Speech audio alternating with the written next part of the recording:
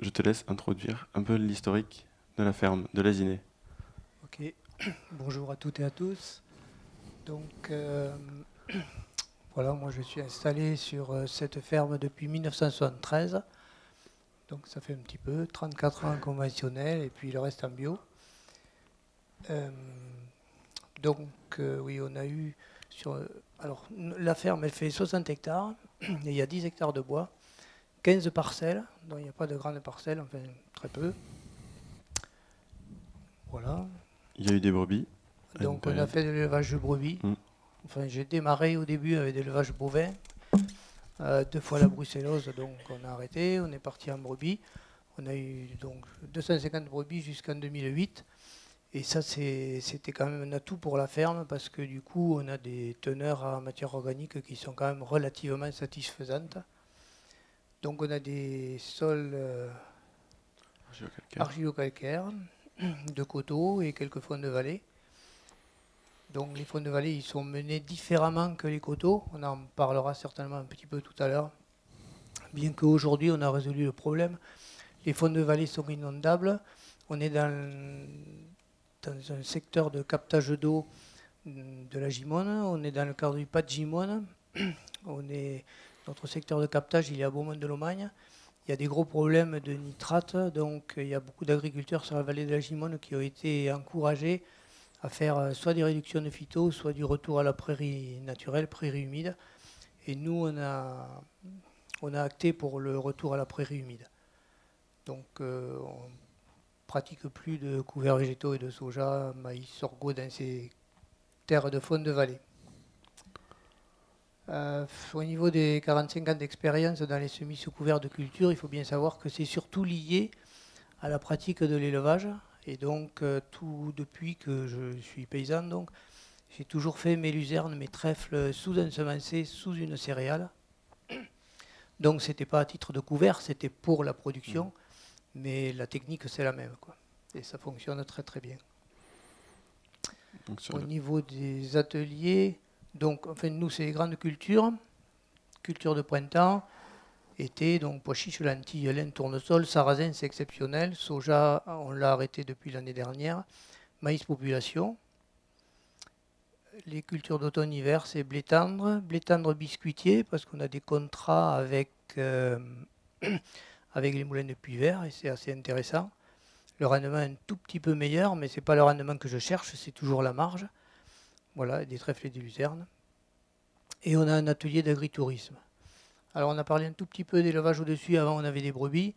Aujourd'hui on a de l'agritourisme. L'agritourisme il est avec des animaux donc. On a, je sais pas, 15, 18 animaux aujourd'hui. Donc c'est des asins et des équins. Mais bon, il y a l'intérêt économique de l'agritourisme, mais il y a aussi le fait que, on, par le fait de la vie de ces animaux sur notre ferme, on fait du fumier composté. Et donc ça permet, on fait entre 50 et 80 tonnes de fumier par an. Donc ça permet de faire tourner sur la ferme et d'amender les terres. Oui. Ouais, les couverts végétaux, Guy. Alors pourquoi les couverts végétaux? Tout simplement parce qu'on est assis sur une véritable usine. Et donc c'est tellement plus simple de faire travailler la terre, enfin travailler nous un petit peu, mais faire travailler la terre pour maintenir un taux de matière organique satisfaisant et surtout en faisant des couverts végétaux de légumineuses, donc trèfle et luzerne particulièrement. On a une usine à azote qui se perpétue chaque année et c'est vraiment ridicule d'aller acheter des fientes ou des engrais ailleurs puisqu'on peut produire et économiquement c'est beaucoup plus intéressant. Je ne sais pas Oui, s'il faut le caser là, mais vas-y. Tu veux dire ce que j'ai écrit là? oui. Alors, oui, on se rapporte, enfin, j'ai encore l'année dernière utilisé des fientes de volaille bouchonnées qui viennent du Lot-et-Garonne, qui ne sont pas bio. Et ça, c'est vrai que c'est pas terrible. Il n'y a pas de quoi en être fier et loin de là. Mais voilà, il y a, je ne sais pas si j'en ai entendu parler ce matin ou tout à l'heure par Jean-Christophe. Il y a souvent, quand on est paysan, on a une famille derrière. Moi, je suis la troisième génération de paysans sur cette ferme. Et donc j'ai mon père qui a 88 ans, il est gentil, mais bon, mes parents ont eu beaucoup de mal à accepter que je passe en bio. Et aujourd'hui, je suis en bio. Ils se sont rendus à l'évidence que la rentabilité est meilleure qu'en conventionnel. Ils se sont rendus à l'évidence que les marges me permettent de vivre mieux qu'avant. Mais malgré ça, quand même, ils ont toujours cette habitude de dire oui, mais si tu mets rien, à un moment, ça ne marchera plus. Eh bien, je suis désolé, mais on apporte des fientes qu'on achète à grand prix, 200, 220 euros la tonne. Ou alors on va acheter du fumier ou des fientes fraîches, c'est 75 euros la tonne. Alors le rendu et l'épandage, on arrive à 90 euros l'hectare. Donc, enfin, ça c'est trop cher, quoi. Donc c'est pas très intéressant. Et puis il faut savoir aussi là-dessus qu'il y a eu quand même des études du CREAB, il y a eu des études des chambres d'agriculture qui ont prouvé que l'apport de fientes extérieures pouvait améliorer le rendement, certes, mais la fiente rendue racine, donc coût de la fiente, coût du transport, coût de l'épandage, le gain de rendement ne couvre que l'achat et le rendu racine de la fiente. Donc zéro, quoi. C'est vraiment pas la voie à suivre. Alors qu'avec les couverts végétaux, ça coûte vraiment bien meilleur marché d'implanter un couvert végétal, et vous allez voir par rapport à Moniteca que ça coûte vraiment pas cher, et le résultat est vraiment très satisfaisant. Il faut savoir qu'un couvert végétal, enfin, c'est valable dans les trèfles luzernes, c'est valable aussi dans les luzernes. On considère par centimètre de végétation 1 kg hectare d'azote. Et donc c'est quand même pas mal, quoi. Donc là, on a un exemple de tes couverts. Ça, c'est du couvert de trèfle violet. Avec tu te balades en Voilà. vélo. Toujours, ça c'est aussi un couvert de trèfle violet. Donc là, ici, je ne sais pas la date de la photo, mais bon, ça ne paraît pas extrêmement développé, mais il ne faut pas focaliser sur le fait que la partie aérienne ne soit pas énorme. Il y a quelque chose qui est vraiment très très important, et on le voit quand. Enfin, bon, je ne suis pas un adepte de l'agroforesterie, mais quand même. On le voit par rapport aux arbres, quoi. La rhizosphère, c'est souvent 2-3 fois plus que la partie végétale. Donc, quand on fait du couvert végétal, il y a toute une partie qu'on ne voit pas, mais qui a une importance considérable, quoi. Toute la partie racinaire, ça fait de l'apport à venir pour l'azote et pour la matière organique aussi. Donc nodosité, production d'azote, réserve de nutriments, et aussi donc, protection contre l'érosion. Voilà, alors il y a un gros intérêt. Moi, je suis en terre de coteaux, argilo-calcaire, des terres qui sont quand même 30 à 35% d'argile, des terres qui sont très sensibles au ruissellement, au ravinement et donc à l'érosion, quoi. Et avec les couverts végétaux, on arrive à gagner pas mal à ce niveau-là, quoi, limiter ce risque-là.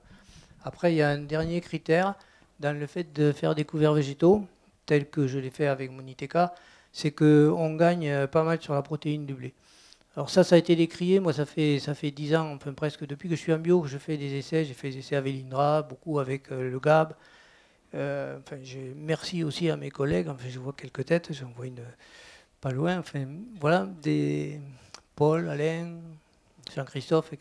Donc toutes ces personnes-là avec qui j'ai participé à un groupe de couverts végétaux et par lequel ça m'a permis d'avancer beaucoup plus rapidement, quoi. Donc si seul on va plus vite, à plusieurs on va plus loin. Et là, vraiment, merci à vous. Au passage, je le dis, c'est important. Voilà, donc l'intérêt de ces couverts végétaux, c'est d'améliorer la quantité de protéines. Donc en semant un trèfle violet dans un blé au moment du talage, eh ben, il y a une symbiose qui se fait dans la rhizosphère. Et donc on arrive à avoir des blés qui font un taux de protéines supérieur. Nous, en bio, on cherche à faire une production pour l'alimentation humaine, pour la meunerie, si c'est du blé, enfin, mais toutes les productions, c'est le plus possible pour l'alimentation humaine. Donc, quand on passe 11% de protéines, ça va à la meunerie. Si on est en dessous, ça va à l'animal, et on est pénalisé, quoi. Donc ça, c'est quelque chose de bien et facile à faire. Si on vient du coup à la parcelle de l'essai. Voilà, donc ça c'est une parcelle qui fait 4 hectares et demi. C'est un sol argilo-calcaire. Voilà, il y a une pente vers le sud. Ouais, comme ça. Et là, j'ai pas mis le point, mais c'est ici qu'on a mis la caméra. Voilà, alors chez nous, la caméra, elle n'était pas dans une ruche. On va voir, j'ai une photo. Là, tu as le... Vas-y, je te laisse développer. Oui. Tu veux développer? Alors ça, c'est la parcelle avec la répartition des espèces. Donc tout ce qui est en vert, donc c'est un mélange trèfle violet luzerne, donc c'est les tournières, etc. Donc c'était plus facile comme ça. Après, on a fait une bande de 5.S par 7. Enfin, ça, on a mis les deux noms parce que pour les anciens, c'est plus comme ça que ça se dit. Une bande de lentilles, une bande de trèfle d'Alexandrie, une bande de luzerne, une bande de trèfle violet. Les bandes sont inégales, mais quand on a moissonné avec Quentin, on n'a pas tenu compte des excès. On a déterminé des bandes de 60 mètres sur lesquelles on a ramassé un tour de machine pour être sûr d'avoir exactement la même quantité et d'avoir des résultats exploitables. Alors 5 fois S par 7, c'est une plante mellifère. Bon, moi j'aime bien les abeilles, même si je n'ai que 2 ruches à la maison.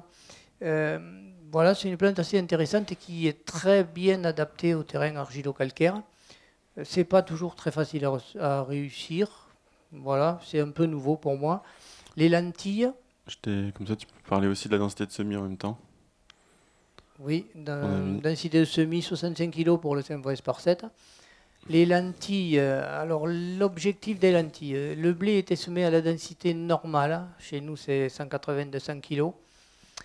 Là, c'est du fort quali parce que j'ai perdu malheureusement la semence de 6 variétés différentes mélangées qui apportent un gain par rapport à la rusticité, résistance aux maladies, etc.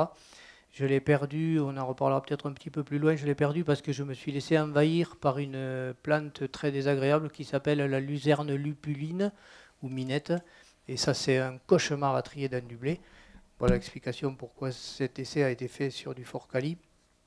Donc la lentille était semée à 41 kg avec un objectif, comme c'est une légumineuse, c'était d'apporter donc de l'azote par la rhizosphère d'une part au blé pour essayer de gagner un petit peu, et on verra, on peut gagner beaucoup avec la lentille. Et puis dans un deuxième temps, je m'étais dit, on va ramasser le blé en hauteur, on va laisser les lentilles qui auront grainé, donc il suffira de passer un petit coup d'hercétrie ou des chômeurs très légers, et le couvert végétal, il va se mettre tout seul. Voilà.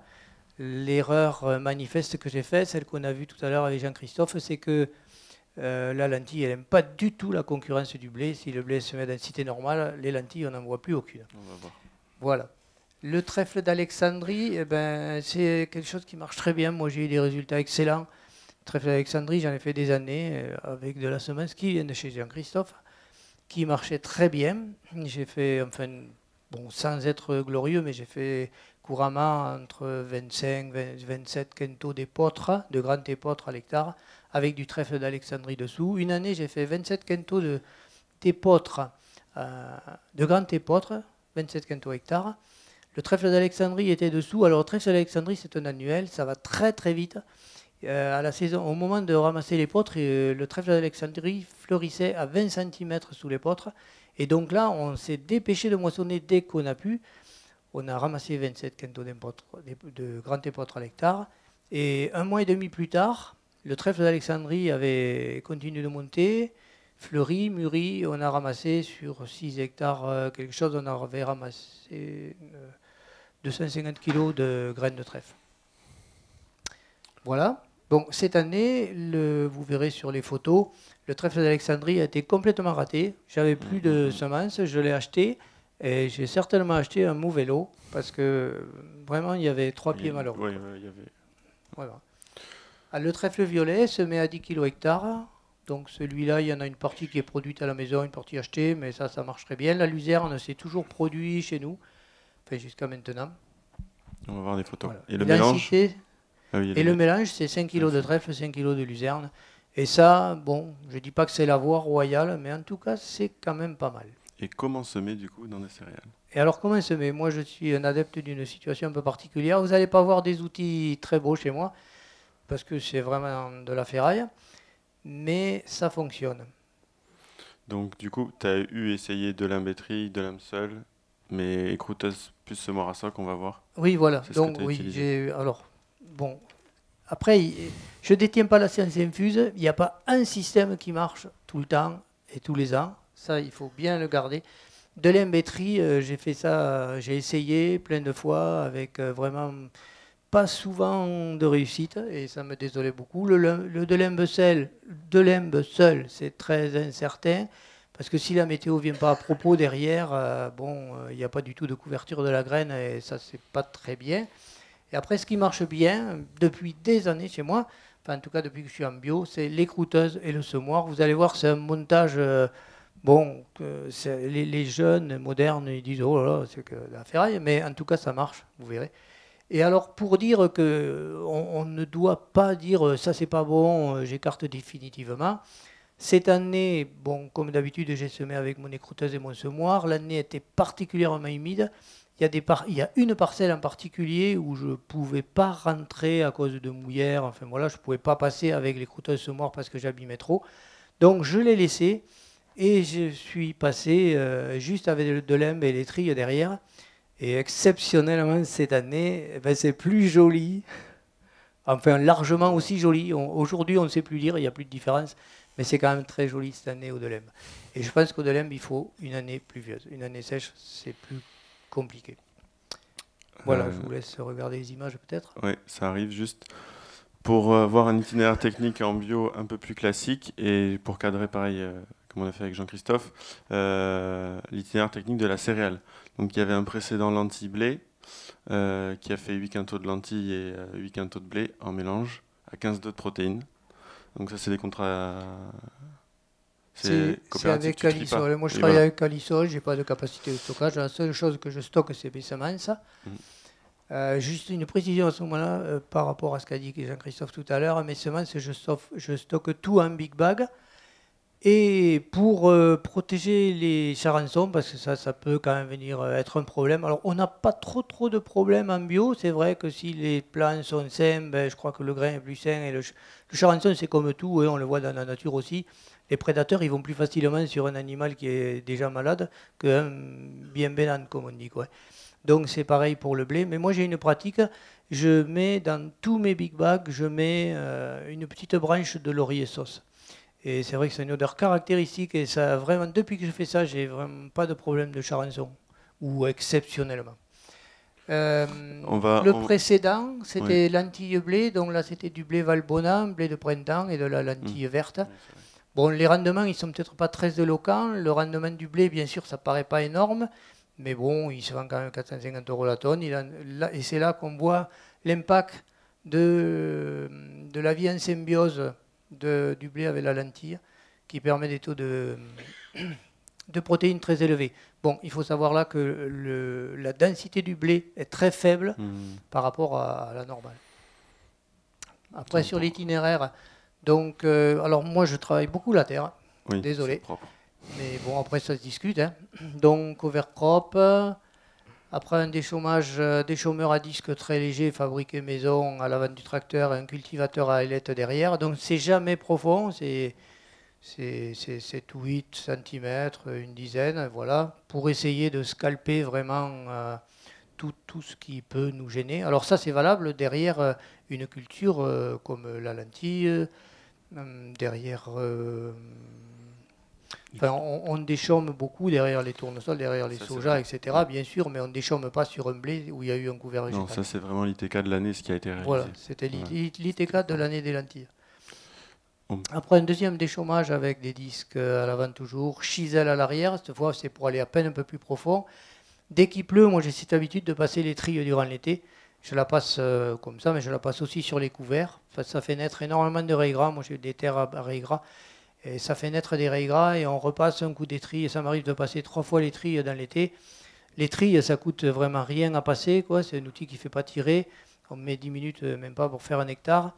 Et on a vraiment une incidence intéressante sur le contrôle des raies gras.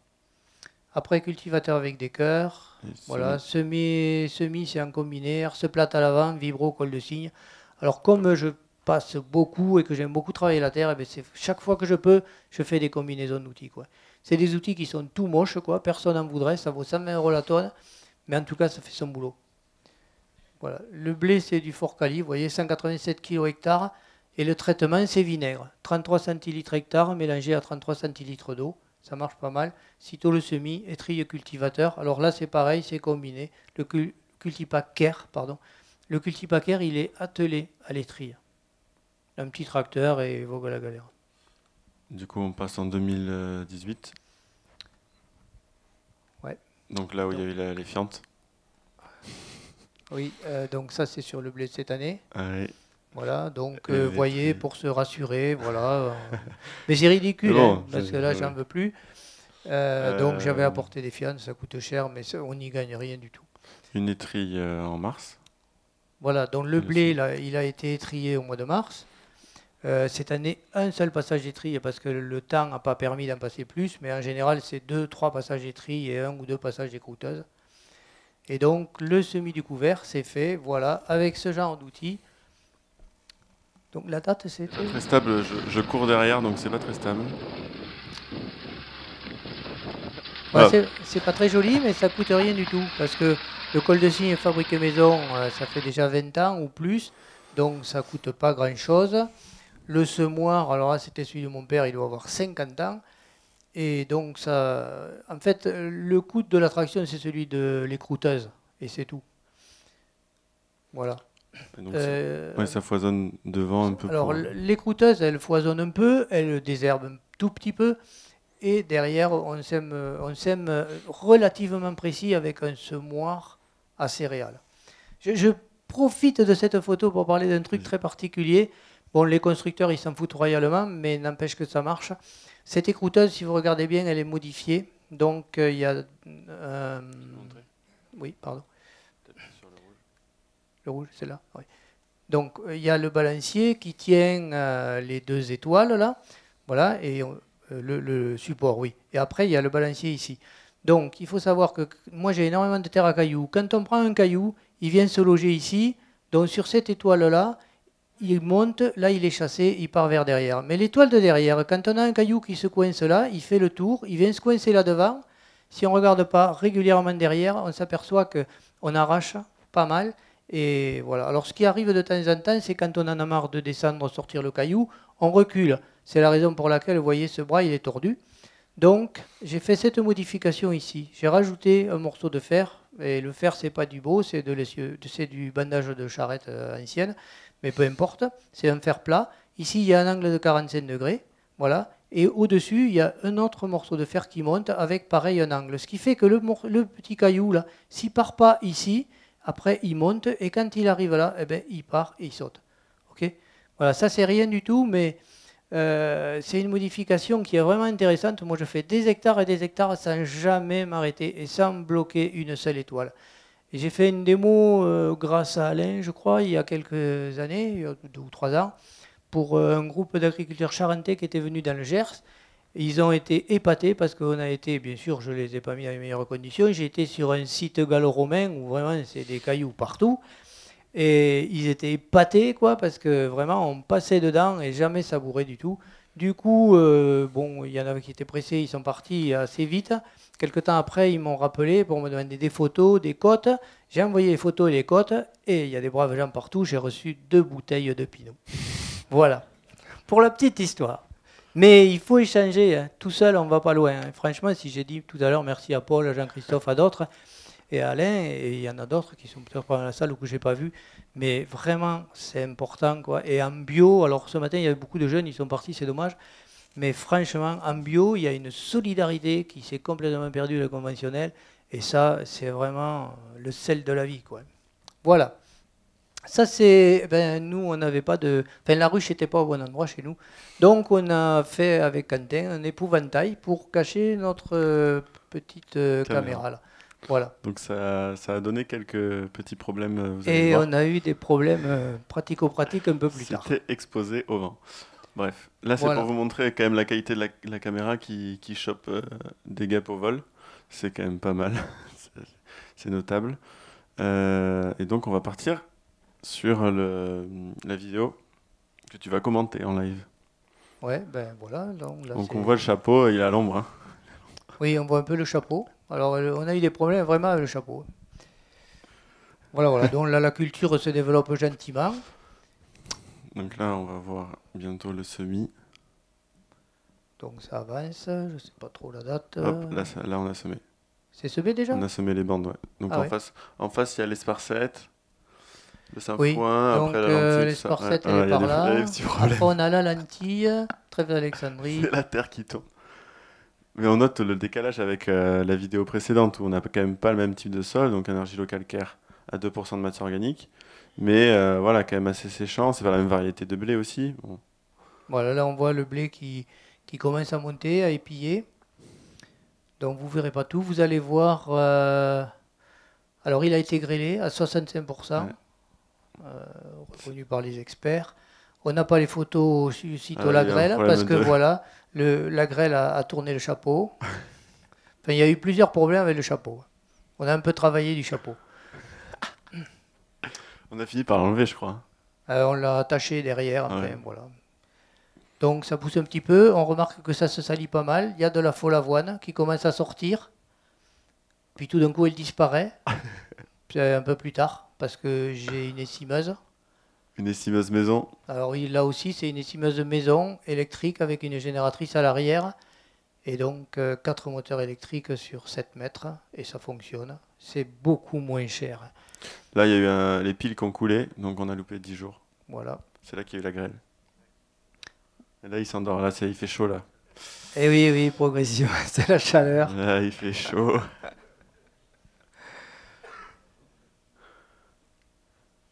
Alors, Voilà.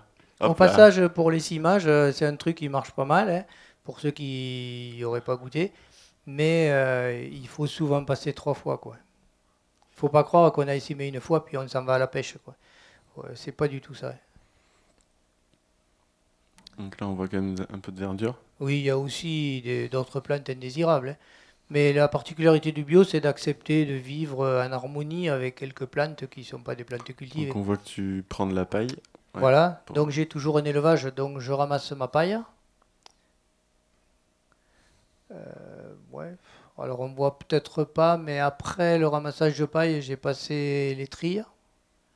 On va la voir, tu l'as On mis le là. verra parce que comme il n'y avait pas apparemment de photos, j'ai reposé les trilles accrochées au tracteur. Et Quentin, Ouais. normalement on l'a quelque part. Donc là on voit très bien, alors où c'est qu'il est mon bouton rouge? Là on voit l'esparcette, mais elle couvre pas vraiment beaucoup. Voilà, il y avait On les a trilles, aperçu les trilles. Après, on voit cette bande qui est très jaune. Là, c'est là où il y avait la lentille et le trèfle d'Alexandrie qui ont complètement raté. Et après, au-dessus, on retrouve du vert. C'est où il y avait Trèfle. le trèfle violet et la luzerne. Ou la luzerne et le trèfle violet, je ne me rappelle pas le sens. Luzerne, trèfle violet. On va voir après. Et donc autour, la première bande qu'on voit, c'était le tour. Alors, le tour, mélange. oui, ce qui est bien joli, là, ça, c'est le mélange trèfle violet luzerne. Et ça fonctionne Et donc, vraiment pas mal. t'as même fait une récolte. Oui, alors, On va le voir d'ailleurs, non? oui, je ne sais pas si on la verra, mais Je sais le tour du champ, la petite bande de trèfle, et puis d'autres parcelles, donc 6 hectares et demi.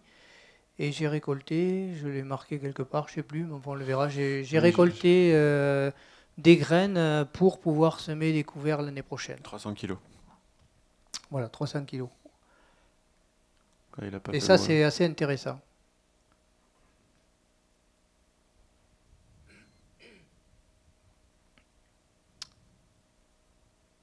Bon, pour le moment, on ne voit pas un développement du couvert très important, mais quand Oui, même. présent. Là, euh, tu l'as fauché déjà, hein. alors, le couvert, T'es il déjà a passé. reçu un coup de passage d'hercétrie. Les dates, je ne sais plus trop. Et au mois de septembre, par là, j'ai broyé avec un Giromax. Le 13, ouais. Le 13 août, t'as passé une hercéterie. T'as récolté Mm. le trèfle le 3 octobre. Voilà, donc là, j'ai passé un seul passage d'hercétrie parce que je voulais quand même essayer de garder du trèfle qui monte à graines. Mais si on passe 2, 3 fois l'hercétrie, à chaque fois en changeant de sens, on arrive à limiter énormément la montée à graines du couvert. Et des mauvaises herbes aussi, quoi. Alors moi, j'ai des problèmes particuliers en Elmency. Peut-être que je n'ai pas travaillé comme il faut, hein. Donc c'est la raison pour laquelle au mois de septembre, j'ai broyé avec un Giromax. Mais il y a une partie de la parcelle, alors malheureusement j'ai perdu les photos, mais ça c'est une pratique que j'ai assez courante depuis quelques années. Quand une envahissante commence à me tracasser, Ça a été le cas un peu pour la morelle dans le soja. Bon, on l'arrache à la main, mais des fois, il y en a quand même. Après, il y en a dans le tournesol. Donc, pour pas trop en avoir arraché dans le soja, dans le tournesol, sitôt le tournesol ramassé, j'ai une vieille récolteuse à fléau à grammes que j'ai montée directement en 3 points sur le tracteur, sur laquelle j'ai adapté un attelage. J'accroche une benne directement à la récolteuse et je passe dans mon champ. Je récolte les cannes de tournesol, les mauvaises herbes, que ce soit, alors ça peut être là, dans le cadre de ce champ, c'était des helmincies. Dans d'autres parcelles, c'est les morels.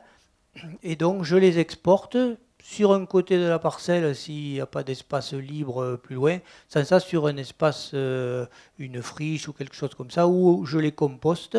Et au bout de 3-4 ans, tout ça c'est bien pourri, on peut même le ramener si on veut sur une parcelle, c'est pas un souci. Mais en tout cas, même si on ne le ramène pas sur la parcelle, c'est intéressant de ramener sur la parcelle quand il y a les cannes de tournesol, tout ça, qui restituent de la potasse. Mais l'intérêt, c'est surtout de sortir ce potentiel de mauvaises graines, quoi. Enfin de graines d'herbes indésirables. On va voir des photos après que j'ai pris mardi dernier. Juste faire un point donc, sur la pluvio, tu en as parlé, mais il y a eu de grêle. Alors la pluviométrie, elle est très en dents de scie. Cette année, elle est assez exceptionnelle. Jusqu'à il y a 2 jours, on était à 797 mm cumulés. C'est quand même pas mal pour notre petit coin de Gers. Bon, le problème, c'est la répartition, quoi. On voit bien qu'au printemps, il y a eu des pics, il a plu beaucoup, ça a perturbé énormément. Et après, on se retrouve en août, bon, c'est à peu près normal. Septembre, 5 mm, c'est dérisoire, quoi. Et ça, c'est pénalisant. Alors ça, c'est la même chose que chez Jean-Christophe. Donc on a fait des tonnes de matière fraîche à l'hectare, donc des pesées de mètres carrés. Et on a aussi donc fait sur 60 mètres, 70 mètres, je sais plus. 60 mètres. 60 mètres. Donc c'est même, je crois que j'ai calculé avec 65. Donc c'est même, ce serait supérieur, quoi. Par rapport à ce que j'ai fait. Bon bref, donc c'est des estimations de ce qu'ont donné les mélanges. Après, c'est pas, quand même la parcelle, il y a un dénivelé, c'est pas les mêmes sols. Hein. Oui, ça c'est le gros problème chez nous. Bon, c'est un témoignage, j'en fais tous la les ans. robustesse. Voilà, mais on a des terres extrêmement hétérogènes et c'est pas facile d'avoir une parcelle suffisamment homogène pour dire tous les éléments sont en notre faveur, quoi. Donc il faut prendre toujours les résultats d'essai avec un petit peu de réserve.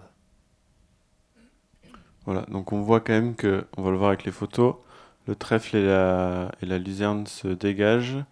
Le trèfle d'Alexandrie, j'ai écrit trèfle d'Alexandrie, mais en fait il y en avait quelques-uns, mais c'était aussi de l'enherbement. Oui, après il y a... Ouais, voilà. Forcément. Et l'esparcette quand même était bien présente. L'esparcette, elle est pas mal. Oui. Donc d'ailleurs on va la voir, c'est ça. Le résultat est moins significatif. Voilà, ça c'est l'esparcette à gauche là. Et si on voit là, elle est en train de repartir. Là, elle redémarre. Ouais, en ce moment. Le trèfle d'Alexandrie, lentilles, donc on voit c'est de la minette, il y a un peu de pissenlit, du rumex, voilà. C'est pas de la lentille ni du trèfle d'Alexandrie. Non, c'est du raté. Là on voit bien la différence, tu peux pointer, ici, entre la lentille trèfle d'Alexandrie et la luzerne. Là. Ça c'est la luzerne. Donc classique, la luzerne qui est quand même une pluriannuelle, donc qui démarre pas quand même sur des chapeaux de roue non plus, mais qui est bien présente et bien implantée. Oui, alors la luzerne, elle démarre pas très très vite, mais les années où on a la chance qu'il pleuve un peu, elle démarre quand même pas mal. Elle peut même être parfois un petit peu assez haute dans la céréale. Et à ce propos, moi je ramasse les pailles. Bon, ça m'arrive de céder des pailles à des collègues qui ont des chevaux. Et franchement, quand ils prennent de la paille à la maison, ils disent toujours, mais c'est génial, ta paille, c'est à moitié du foin, quoi. On a vraiment de la luzerne ou du trèfle dans la paille. Et pour les éleveurs, c'est génial, quoi. Parce qu'il y a des bêtes, des gens qui font de la laitante et qui ont des vaches taries, ou même dans certaines époques de l'année, il y a des bêtes qui peuvent quand même manger aussi de cette paille-là et qui a une valeur non négligeable. Là, il y a des petits pointillés noirs, donc là on a les deux. Donc on voit qu'il y a eu le même drainage que chez Jean-Christophe. Ah oui, ça c'est une photo toute récente. Alors moi je ne fais pas comme Jean-Christophe, on ne fait pas tout à fait. Mais depuis toujours, sur mes terres, je passe la sous-soleuse, où là c'était un gros décompacteur. Mais j'ai des terres hétérogènes avec énormément de mouillères. Chacun appelle ça comme il veut, mais des résurgences d'eau. Et donc systématiquement, toutes les zones où il y a des résurgences, donc je les draine. Alors, si elles sont très importantes, vers le bas de la parcelle pour avoir un exutoire, mais parfois aussi, parce qu'on ne peut pas forcément aller vers le bas, ça a tendance aussi à les répartir l'eau en excès en un point, la répartir en divers points. C'est pas mal. Le système à Jean-Christophe est très bien et ça m'arrive aussi de le faire. Donc là, oui. Donc là, on voit bien, c'est le trèfle, la luzerne, et là-bas, on revient sur la lentille. Et donc, ça, c'est le trèfle. Donc la hauteur, ça, c'était mardi. Voilà. Donc c'est bien dense, ouais. Mardi soir. Mais ça, c'est Un peu vraiment nuit. un système extraordinaire. Alors, bon, vous avez pu voir, si on achète du trèfle forain, enfin, chez un agriculteur, chez un copain ou ailleurs, ça vaut en moyenne 4 euros les kilos. 10 kilos, ça fait 40 kilos, 40 euros à l'hectare. La luzerne, c'est un peu moins cher, souvent 3 euros, ça fait 30 euros l'hectare. Enfin, vous voyez, on va pas se noyer avec ça, quoi. Le fait de la semer, pardon, c'est le passage de l'écrouteuse, donc c'est que chi. C'est vraiment très intéressant et à la sortie, on a quand même un retour au niveau de la matière organique et un retour aussi au niveau de l'azote pour les cultures suivantes. Sur ma ferme, donc j'ai fait des analyses plusieurs fois. Là, on a eu des résultats qu'on n'a pas réussi à exploiter avec Quentin parce que j'ai changé de laboratoire et bon, c'est un peu bizarre. Mais le taux de matière organique, là, sur cette parcelle-là, il est de 2,1, mais j'ai pas mal de parcelles où il est à 2,5 et ça se maintient vraiment bien, quoi. Donc comment tu restitues les couverts, ces couverts-là? Alors chez nous, la restitution des couverts, ça peut être de différentes façons. Donc, alors je suis un adepte du labour, voilà. Mais c'est un labour tout gentil. D'abord, c'est pas tous les ans. Je laboure les parcelles à peu près une fois tous les 3 ans, pas plus. Le labour, c'est à 15 cm. La charrue, c'est pareil. La charrue, elle vaut que chi, quoi, ou presque. Donc c'est une très vieille charrue Banfort. C'était un quadrisoc, un trisoc qui ont été remis pour faire une six-soc. Il n'y a pas de rasette. Éventuellement, il y a des disques pour couper, c'est tout. Il y a 2 roues de terrage pour être vraiment sûr de rester à 15 et pas plus. Voilà. Quand c'est labour, c'est labour. Mais bon, après, je ne mets pas tous les œufs dans le même panier. Donc je fais aussi du chisel. Je fais aussi du cultivateur lourd. Alors le chisel, il a des ailettes qui ont un recoupement intégral. Le cultivateur lourd, il n'en a pas. Ça, c'est pour aller un petit peu plus profond, mais bon, on n'en fait pas beaucoup. Voilà, la qualité des pailles pour l'élevage, j'en ai parlé. Ça, c'est pour faire le point sur les autres couverts, rapidement. Voilà, alors donc, chez nous, il y a 2 types de couverts. Aujourd'hui, je suis vraiment dans les couverts de légumineuses semées sous céréales. Avant, enfin, bien que j'ai ressemé encore cette année des pois mélangés à du colza. Pourquoi des pois mélangés à du colza? C'est parce que le colza, il va chercher un peu de phosphore au fond, c'est cette raison-là. Donc avant, j'ai fait pas mal de féveroles, donc semé en septembre, octobre ou octobre-novembre, mais jamais trop tôt. Il faut vraiment se garder de semer des féveroles au 15 août parce qu'on a l'anthracnose et la rouille. Et au bout de quelques temps, ben, on a un champ tout noir, mais elle ne passe pas l'hiver, quoi. Et ça, c'est vraiment dommage. Aujourd'hui, j'ai arrêté la féverole pour une raison très simple, c'est que quand on fait beaucoup de pois chiches, enfin je sème des pois chiches, donc l'anthracnose, pois chiches, féverole, c'est un peu la même famille. Et bon, pour ne pas avoir des problèmes sur les pois chiches, il faut arrêter la féverole. Par contre, la féverole, pour quelqu'un qui ne ferait pas de pois chiches, c'est quand même toujours très très intéressant. Ça coûte plus cher parce que la semence est plus chère. Et là, il est très intéressant de se la produire. Ça exige après la moisson donc un autre passage, mais ça permet, là par contre, une autre technique. Donc c'est qu'on peut déchaumer au cover crop après la moisson, puis on sème la féverole à l'épandeur d'engrais et je passe un coup de cultivateur Védécœur pour la mettre en profondeur. Ça marche relativement bien. Je ne mélange pas de graminées parce que derrière un blé, un épeautre, un orge ou autre chose, on a systématiquement des graminées spontanées, donc ce n'est pas la peine d'en acheter, il y en a assez. Voilà, la restitution, dans ce cadre-là, elle se fait en mars-avril pour faire derrière un soja ou un tournesol. Alors ça, c'est un procédé qui est très intéressant. Bon, la durée de vie de ce couvert, il est de 8 mois. La durée de vie d'un couvert légumineux sous céréales qui sera restitué normalement en décembre, il est de 9 mois. Bon, ce couvert-là, l'avantage qu'il a en fond de vallée, c'est quand il est vraiment développé, normalement il devrait y avoir des photos, il apporte énormément de portance.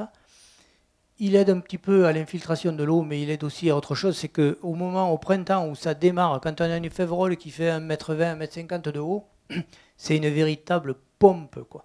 Et elle exporte des quantités d'eau qui sont phénoménales. Et dans ces sols hydromorphes de fond de vallée, on a donc meilleure portance et donc un sol qui se ressuit davantage. Quand on restitue, donc il devrait y avoir des images de restitution, je laboure directement dans la févrole, même si elle est haute. Et puis après, je passe au labour pour émietter. Donc, quand on a une févrole qui fait 1 mètre et plus, avec un labour, une charrue, c'est vrai que les bancs elles étaient décriées comme pas extraordinaires. Elles font des ados qui sont plutôt dressés. Elles ne retournent pas, on n'a pas ce phénomène de glace en fond de raie. Bon, quand on ne laboure pas profond, il n'est pas très loin, mais quand même. Donc l'intérêt, c'est qu'en passant le rotalabour, maximum 2 jours, le lendemain 2 jours après le labour, c'est un outil à axe horizontal, on hache beaucoup, on défait la terre et on hache beaucoup la févrole qui était présente comme couvert. Étant donné que la terre est plus lourde que la févrole, on a forcément la terre qui a tendance à tomber plus dessous et la févrole rester en surface. Alors les premiers jours c'est vert, au bout d'une semaine à peu près, on a un champ qui devient tout noir. Et là, le gros avantage, c'est que cette matière, enfin, il y a une partie de la matière végétale qui est en surface, qui est devenue noire, elle capte le rayonnement solaire et elle réchauffe la terre. Ce qui fait qu'avec ce système-là, le soja qui est semé derrière, il a vraiment une germination beaucoup plus rapide que sans ça. Voilà, c'est marqué au fond, la paille noire réchauffe la terre. Oui. Je t'ai perdu? Non, c'est bon. On va conclure pour faire un petit échange de questions avant la table ronde. Donc en conclusion, il faut se laisser guider par nos convictions. Quelles sont vos convictions, monsieur Guy Ducassé? Alors, mes convictions. Elles sont au tableau. Elles sont au tableau. Je les ai affichées pour que tout le monde les voit. Non, mais j'ai l'impression que j'ai oublié des trucs tout à l'heure que j'aimerais vraiment vous dire. Ah oui. Alors, on va essayer de rien oublier. Vas-y. Je te laisse. Donc, oui, la rentabilité économique va de pair avec la préservation écologique, ça c'est sûr. Alors les problèmes de produits phytosanitaires, on en a entendu parler ce matin un petit peu, je crois, Madame Véronique Sartou en a parlé. Donc plus on va traiter, plus on va éliminer des prédateurs, en même temps que, on élimine les insectes qui ne nous plaisent pas, mais on élimine aussi des insectes utiles. Et donc c'est vraiment le serpent qui se mord la queue, plus on va, plus c'est pire, quoi. Après, moi, si je suis passé en bio, c'est vraiment parce que je voulais prendre soin de ma santé, mais pas que la mienne, celle des consommateurs, quoi. J'estime que quand on met en marché des produits qui sont empoisonnés, on ne peut pas avoir bonne conscience. Moi, ça fait des années, quoi, et c'est un exemple que je veux vraiment rapporter, quoi. Il y a des années, au début que je travaillais, il y a un produit qui s'appelait Prentazole 75, de 4D plus MCPA et autre chose. Bon, c'est un produit, malheureusement, j'en ai utilisé. Mais c'est un produit sur lequel, quand on lisait bien l'emballage, il était noté que les pailles traitées avec ce produit ne devaient pas être destinées à la consommation animale. D'accord? Alors, ça c'est bien, merci pour mes vaches, mais par contre, mes chers amis, vous avez mangé le pain fabriqué avec du blé traité avec ce produit-là. Donc, je ne pense pas que ce soit très sain. Moi, je vote pas écolo, mais je suis quand même écolo. Et je suis un fervent défenseur de l'agriculture biologique. Je pense qu'elle est largement je ne sais pas s'il faut dire vivrière, vivable, mais enfin, franchement, on peut travailler des marges et ma situation financière personnelle, en tout cas, elle s'est largement améliorée. Voilà, perte d'autorégulation des écosystèmes, ça on vient de le dire. Consommation d'énergie et fabrication des intrants. Alors là, je reprends quelque chose qui est très cher à mon ami Alain. Il faut savoir, et moi le premier, pendant très longtemps, j'étais, candide, quoi, je ne voyais que le gazole que je mettais dans le tracteur. Donc il faut savoir que pour produire 1 kg d'azote minéral, il faut l'équivalent de 1,5 litre de gasoil. Ce qui fait qu'un agriculteur conventionnel qui met 200 unités d'azote à l'hectare, il va nécessairement utiliser déjà 300 litres de gasoil. Et là, il n'a pas encore démarré son tracteur. Ensuite, il met des pesticides qui ont nécessité du gasoil pour les fabriquer, qui sont tous dans des emballages plastiques où il y a une kyrielle de litres de gasoil aussi pour les fabriquer. Donc après, alors ce n'est pas une attaque lancée contre les conventionnels, c'est une constatation de laquelle j'ai été aussi victime. Donc après, on lance le tracteur, alors on essaie de faire du semi-direct, j'en ai fait avant d'être en bio, et oui, on se targue d'un employé que 50 litres de gasoil à l'hectare. Seulement, on oublie les 350 qu'on a indirectement. Donc l'agriculture conventionnelle, je suis désolé, c'est 400 litres de gasoil à l'hectare. Nous les bio, on nous attaque. Oui, les bio, vous travaillez beaucoup la terre. Enfin, moi c'est mon cas, je travaille, je crois, beaucoup la terre. Et donc je dépense 110 litres de gasoil à l'hectare. Je le reconnais. Mais quand même, c'est pratiquement le quart du conventionnel. Et ça, il faut le savoir. Voilà, il y a autre chose aussi qui... Ouais. Donc ça, c'est le faux débat sur l'énergie. Voilà, donc plus on sera nombreux à aller vers le bio, ou en tout cas à avoir conscience que nos engrais minéraux sont fabriqués avec du pétrole à l'origine, et donc plus on s'approchera du cercle vertueux. Après, il y a un truc que j'ai pas dit, excusez-moi, il y a un truc que j'ai pas dit au sujet des fientes. Alors les fientes qui sont produites chez nous, donc c'est beaucoup le Lot-et-Garonne, enfin en tout cas pour ce qui est vendu par Calisol, l'œuf gascon. Après, il y a des fientes, moi j'ai acheté des fientes brutes qui venaient de la Drôme. Je fais mea culpa parce que sur le plan carbone, c'est nul, quoi. J'en ai acheté qui venaient de Charente par là. Donc il y en a qui viennent de Bretagne. Au niveau du rapport carbone, enfin, sur le plan carbone, c'est vraiment un échec phénoménal, quoi. Les fientes, il faut les laisser là où elles sont. Et puis, après, l'autre truc, c'est les pâtes, produits animaux torréfiés. Ça, c'est bon, ça peut être des lisiers de porc, déshydratés, ça peut être voilà, des farines animales. Bon, ça vient d'Espagne et d'Italie. Je crois que c'est pas mieux non plus. Et j'ai qu'une peur, personnellement, c'est que ce soit le prochain scandale en agriculture biologique. Oui, oui, oui. Pardon, désolé, hein. Je suis trop bavard. Oui, enfin, conclusion aussi, dans les conclusions par rapport aux idées de Jean-Christophe de mettre des moutons, c'est très bien. Mon grand-père le faisait, il passait les moutons dans ses champs de blé. Et alors il les passait, mais par contre il ne les laissait pas plusieurs jours, il gardait à l'époque. Et donc il les faisait simplement passer, quoi. Les moutons, ça piétine, ça mange, voilà, c'est pas si mal que ça. C'est intéressant. Et donc, juste un petit truc pour reprendre quelque chose qui m'a traversé l'esprit. Donc, sur un bouquin de phytotechnie de quand j'allais à l'école, j'ai retrouvé un petit truc qu'avait écrit un monsieur. Donc, c'est une ferme sans bétail, c'est une cloche sans battant. Voilà, je sais que c'est embêtant l'élevage, il y a des contraintes, etc. Mais pourtant, je vous promets, quand on a les deux, quoi, on tient le bon bout. Alors, sur tout ce que je vous ai dit, ça je vais le lire parce que voilà, c'est plus simple. Donc tout ce que je vous ai dit, ce n'est pas une solution universelle. Moi, je ne prétends pas détenir la science infuse, pas du tout. C'est juste mon expérience que je vous rapporte. Alors, il ne faut surtout pas la transposer chez vous en l'état. Mon but, c'est simplement de vous interpeller pour réfléchir à ce que vous pouvez améliorer avec vos sols, vos marges, en adaptant vos pratiques. Et alors, en adaptant vos pratiques, surtout par rapport à votre sol, votre matériel, le temps duquel vous disposez et vos objectifs. D'accord ? Voilà, ça, je crois que c'est vraiment important. Alors, je ne pouvais pas intervenir ici sans parler de ce bouquin absolument magnifique que Didier, qui vend des livres dans le hall, m'a mis un jour dans les mains. Et ce monsieur-là, il a écrit ce bouquin. Et à mon avis, c'est un véritable plébiscite sur l'agriculture de conservation et du vivant. C'est vraiment la vraie agriculture sans pesticides et dans le respect des animaux.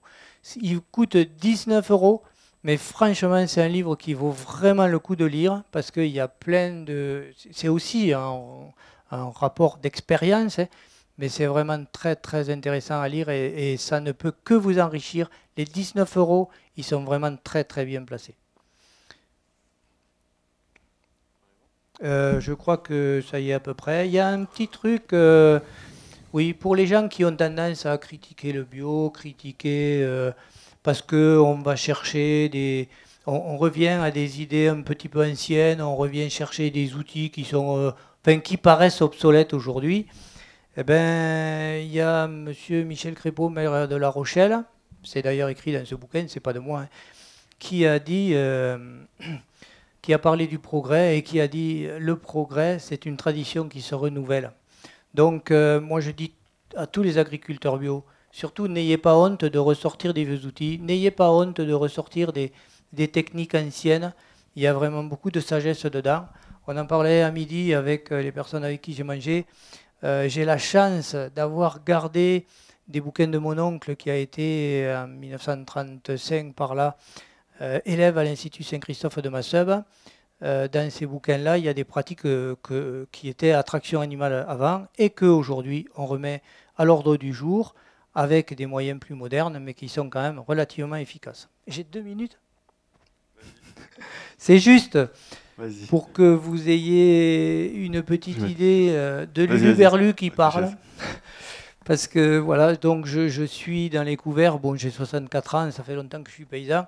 Aujourd'hui je ne suis que l'ouvrier de madame et c'est vraiment une situation royale parce que je fais ce que je veux et elle se débrouille avec les sous.